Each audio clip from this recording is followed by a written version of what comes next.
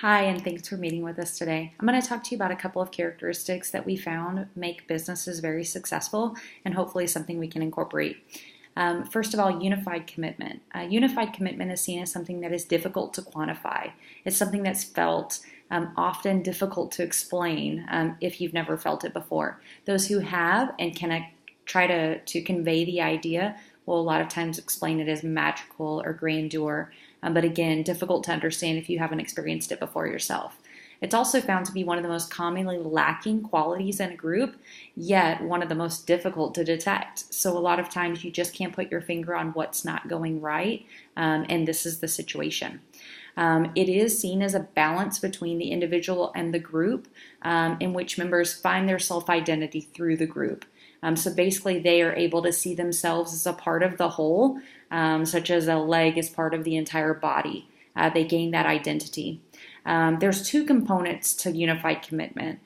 Complete commitment is one. So the team member must be fully committed to being a part of the team in order to have that buy-in. And then the second is unity. And unity means a sort of rejection of the person's individual identity in which they start to see themselves and their identity as being part of the group. So again, just as the hand sees itself as part of the body, not just a hand. There's no right or wrong identity and no moral or ethical guide, which is very interesting. Basically means that as long as the entire group is bought into an idea, it can be successful, even if it's not of the correct ethical standards or moral standards, which makes this really interesting whenever you talk about getting a group together.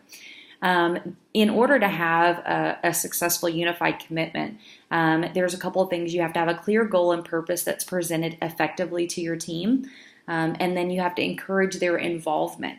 And encouraging their involvement is going to help them to follow along in the journey and increase their buy-in for a unified commitment. Now, the second thing we're going to talk about is a collaborative climate. Collaborative climate is probably one of the most important characteristics that we see because of its result. A collaborative climate is the result of the factors influencing the team, so the climate that makes the team into what it is. It can be a catalyst to the team, or it can be a hindrance to the team, depending on what the climate is. Basically, a successful climate would cultivate relationships and to help build trust, which is deemed crucial to a team's success. Almost the pinnacle of what would make that team work together well. Because trust aids in openness, honesty, consistency, and respect. When trust is there, it establishes in the team that they have the freedom to communicate with their team members, they have the ability to share ideas and be open to feedback, and then to give feedback. It allows team members to focus on the problems at hand and the project at hand rather than worrying about what their team members are thinking about them or what they're holding back on saying or what they may say in critique of their ideas. Basically, that trust will allow them to be successful in whatever they do and allows them to kind of take a step outside of their comfort zone, if you will, and it's typically where the best ideas come from. The last thing I wanted to talk about is standards of excellence. Now, standards of excellence really refer to the standards that either an individual or a group hold themselves to. It kind of identifies the individual as, I guess, what they see as their main focus and primary goal. The individual standard of excellence can actually be influenced by your history, your past experiences, your childhood. So it allows someone's history to be brought in and determine things like their work ethic or the priorities that they have, even the morals that they put into their work. The team aspect of standards of excellence is actually a little more easily moldable.